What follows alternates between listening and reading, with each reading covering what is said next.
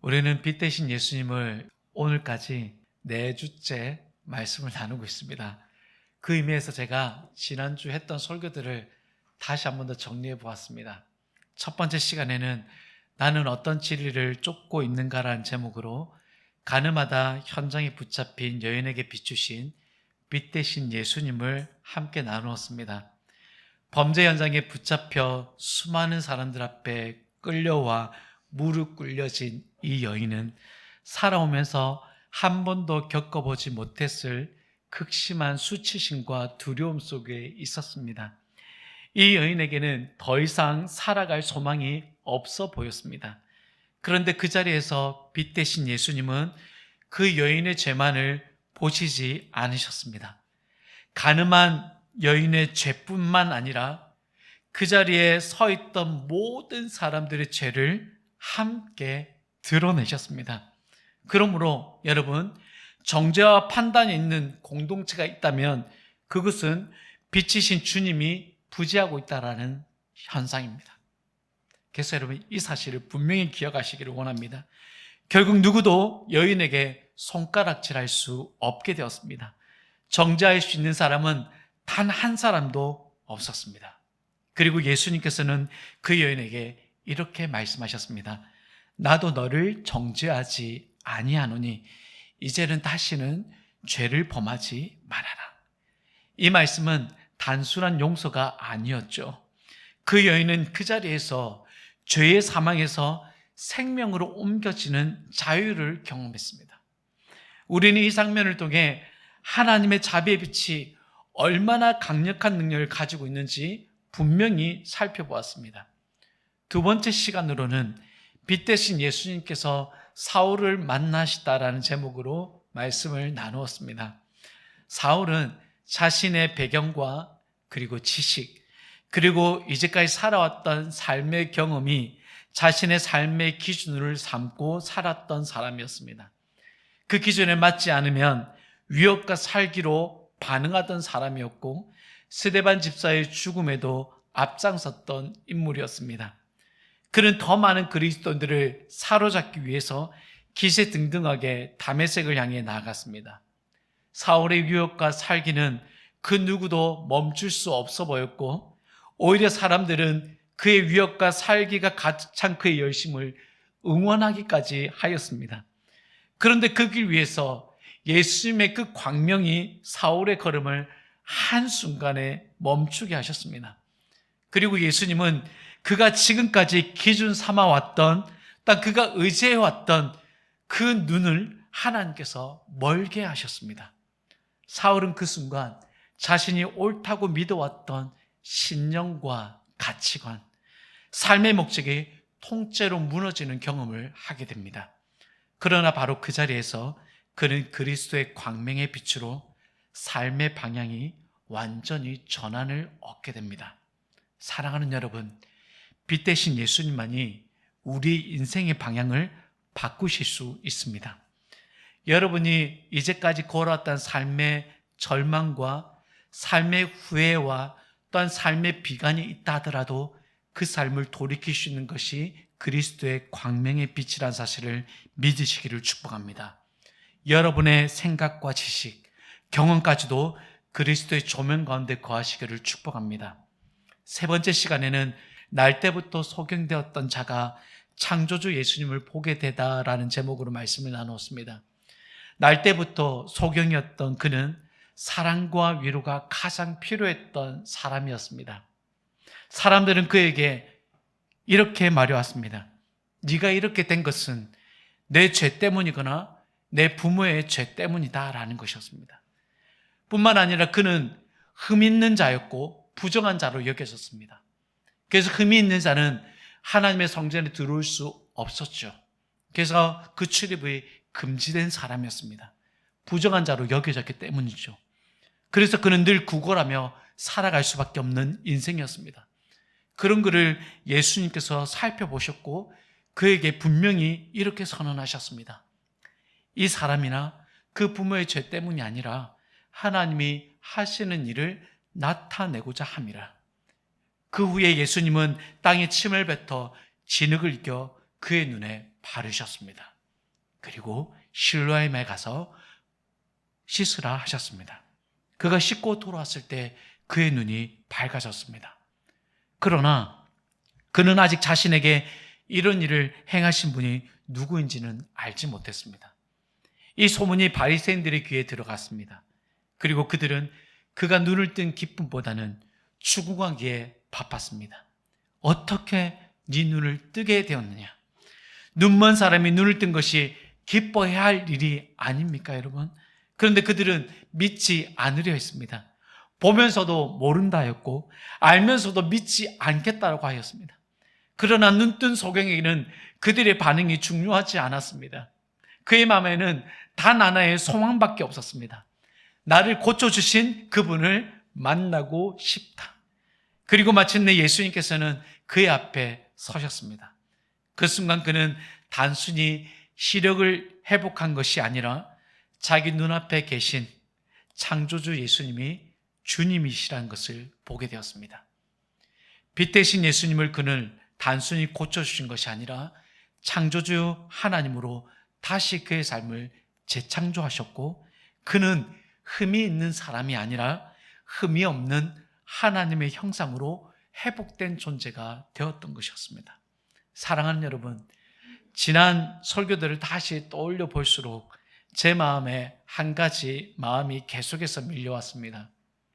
빛 대신 주님 앞에 더 머물고 싶다는 마음입니다. 날마다 그 빛 가운데 내가 거하게 될 때 무너진 거룩함을 다시 회복하게 하시는 주님의 그 거룩한 빛, 삶의 방향을 다시 바로잡아 주시는 주님의 빛, 우리를 다시 회복시켜 주시는 그 주님의 빛을 더욱더 사모하는 마음을 주셨습니다. 그 빛을 사모하는 마음을 하나님께서 제 마음에 지금도 계속해서 부어주시는 것 같습니다. 사랑하는 여러분, 믿음은 들으면서 난다라고 얘기하죠. 여러분, 이 말씀은 맞습니다. 그리고 사실입니다. 혹시 여러분 가운데서 내 믿음이 왜 이렇게 자꾸 흔들릴까? 왜 더 내 믿음은 자라나지 않는 것일까? 라는 마음이 드시는 분이 계시다면 여러분, 방법은 분명히 있습니다. 계속 말씀을 반복해서 들으십시오. 말씀을 가까이 하다 보면 그 말씀을 통해서 우리를 더욱더 확고하게 하고 더 깊은 믿음의 세계로 하나님은 반드시 이끌어 가십니다. 자, 여러분, 오늘 우리는 한 구절의 말씀을 통해서 빛 대신 주님을 만난 이후에 우리의 삶은 무너지는 것인가? 아니면 우리가 정말 그 빛 대신 주님을 만나고 계속해서 전진하는 삶을 살 수 있는 것인가? 라는 것을 함께 살펴보기를 원합니다.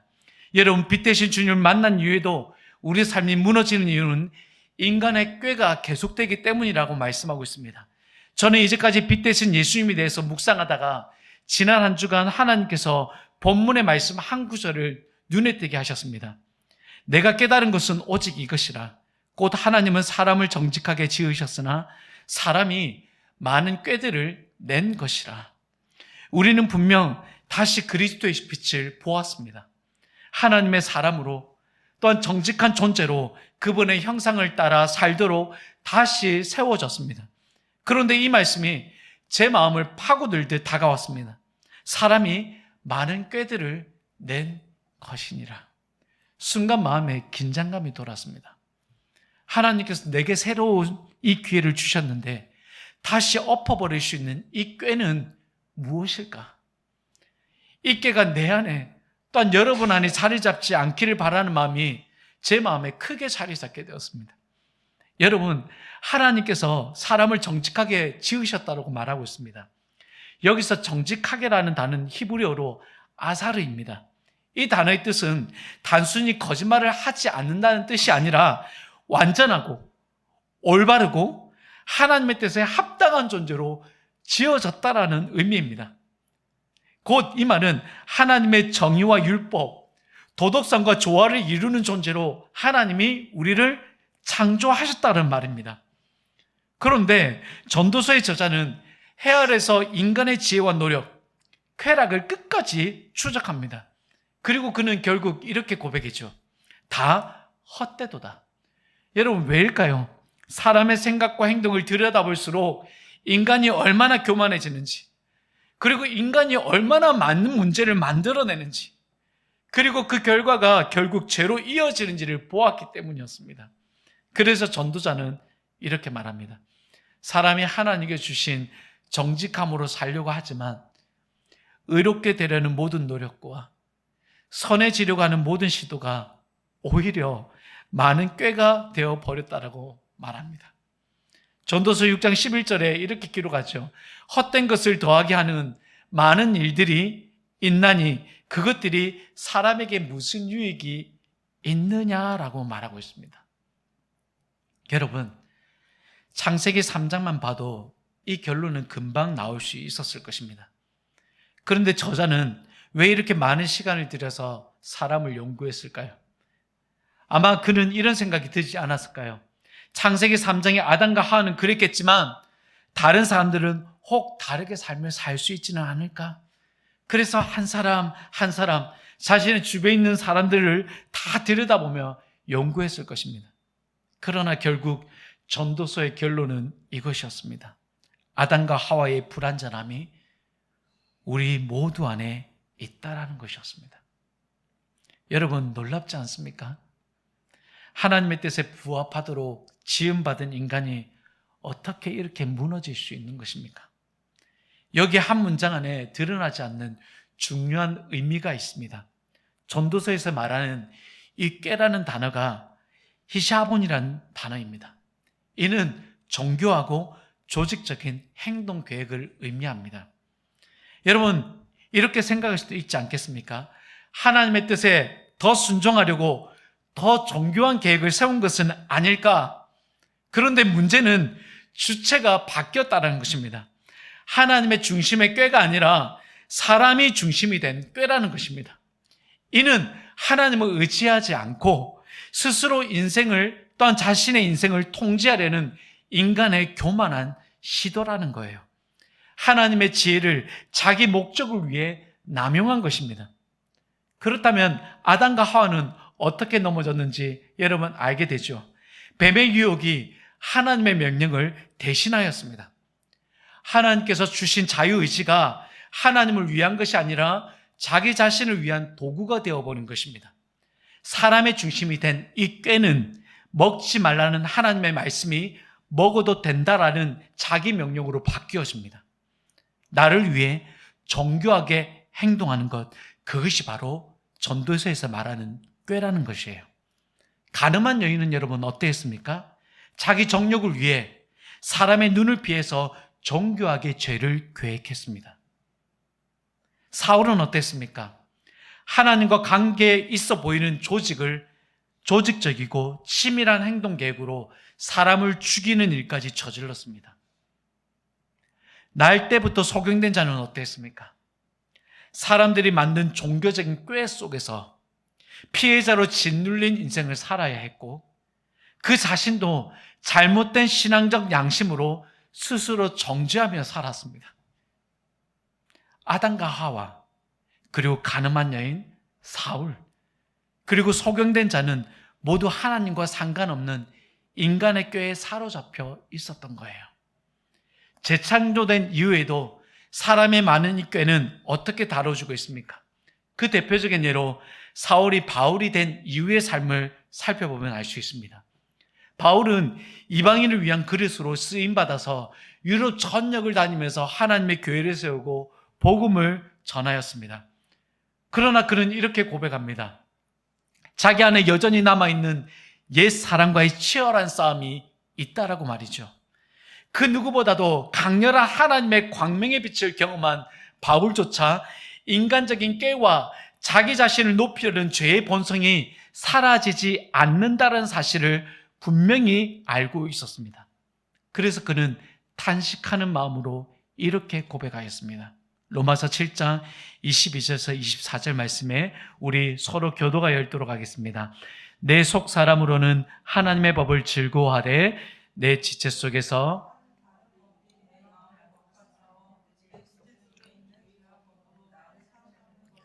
함께 읽겠습니다. 오라 나는 공고한 사람이로다. 이 사망의 몸에서 누가 나를 건져내랴. 여러분, 또 한 사람을 보겠습니다. 바로 아브라함입니다. 아브라함은 75세에 하나님의 부르심을 받았습니다. 우상이 가득한 땅에서 나는 스스로 있는 자다라는 여호와 하나님을 아브라함에게 나타내 보이셨습니다. 그리고 아브라함은 그 갈대아 우르 땅에 수많은 우상 중에 여호와 하나님을 믿겠다라고 결단하며 갈대아와 우르를 떠났습니다. 그 위에 그는 약속의 땅을 확인받을 수 있었고 하나님의 약속을 재확인받으면서 자신의 삶의 자리에서 형통함을 누렸습니다. 그런데 문제가 발생했습니다. 자신에게 약속했던 자녀가 없었던 것이죠. 무려 24년 동안 말이죠. 하나님의 약속도 하나님의 돌보심도 있었지만 그의 삶의 현실은 변하지 않았습니다. 결국 86세가 되었을 때 아브라함은 인간적인 방법을 선택합니다. 하갈을 통해서 이스마엘을 낳게 되는 것이죠. 하나님의 뜻이 흔들리는 순간입니다. 반드시 하나님은 사라를 통해서 이루시겠다고 하셨는데 아브라함은 자신의 방법, 자신의 꾀를 선택했습니다. 불가능한 현실과 응답이 더디게 나타나지게 될 때 우리는 아브라함처럼 꾀를 부립니다. 사람의 생각이 때로는 선해 보이죠. 이렇게 해서라도 하나님께서 나를 통해 이 이스마엘을 통해 정말 많은 후손들이 생겨날 거라는 사람의 선한 생각은 여러분 이것은 인간의 꾀일 뿐이었어요. 하나님의 생각은 한낱 인간이 바라볼 때 이룰 수 없는 인간의 생각뿐이었습니다. 여러분 바울도 무너지고 심지어 믿음의 조상이었던 아브라함도 무너졌다면 우리 역시 이렇게 말하고 싶어질 수 있습니다. 결국에는 사람이 광명의 빛을 받아도 다시 예전으로 돌아가는구나. 그런데 정말 그랬을까요?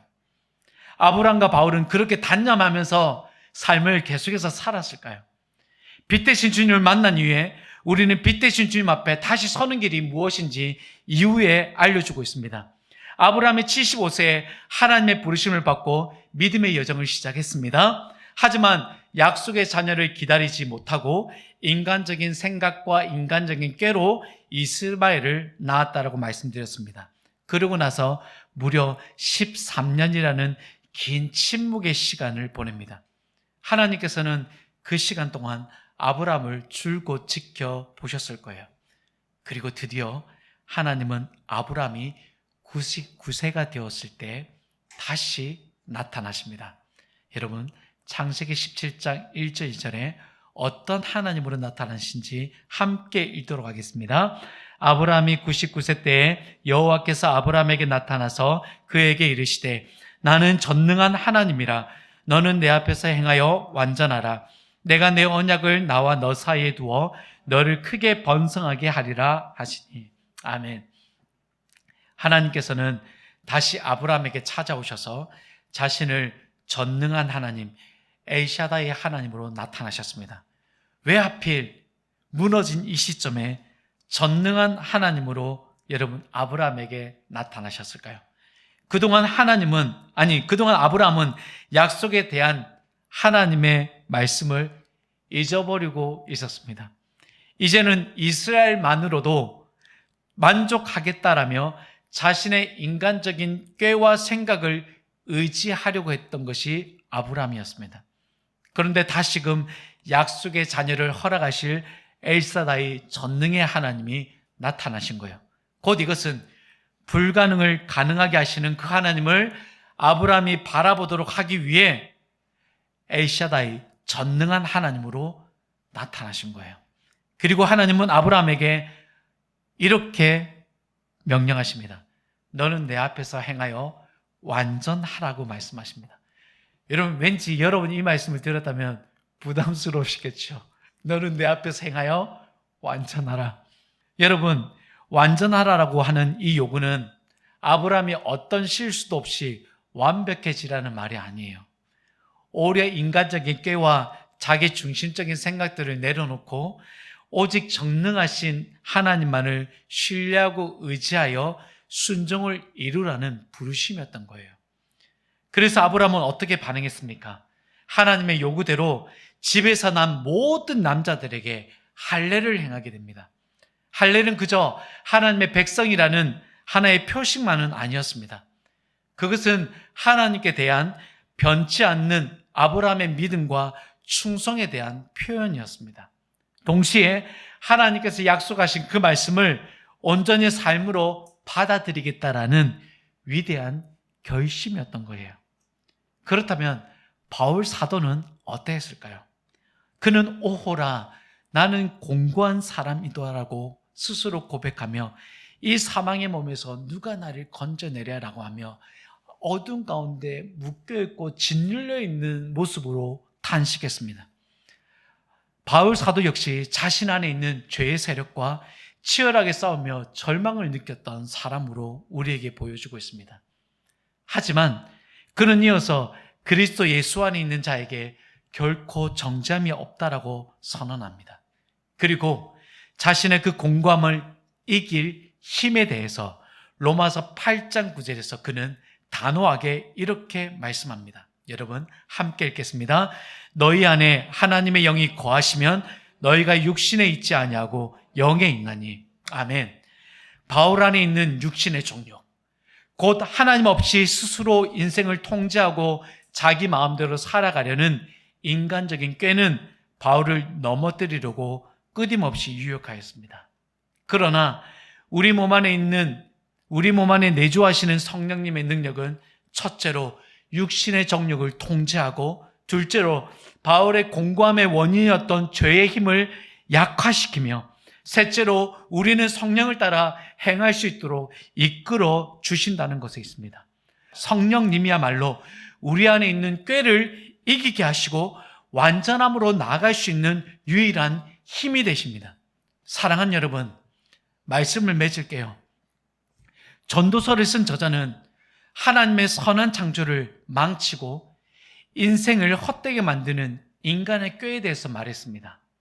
하지만 그가 아무것도 할 수 없는 절망적인 인생만을 논하려고 했던 것만은 아니에요. 그는 수많은 헛됨을 경험한 후에 인생의 진정한 결국을 그는 이렇게 마무리합니다. 전도서 12장 13절 말씀 함께 읽겠습니다. 일의 결국을 들었으니 하나님을 경외하고 그의 명령들을 지킬지어다.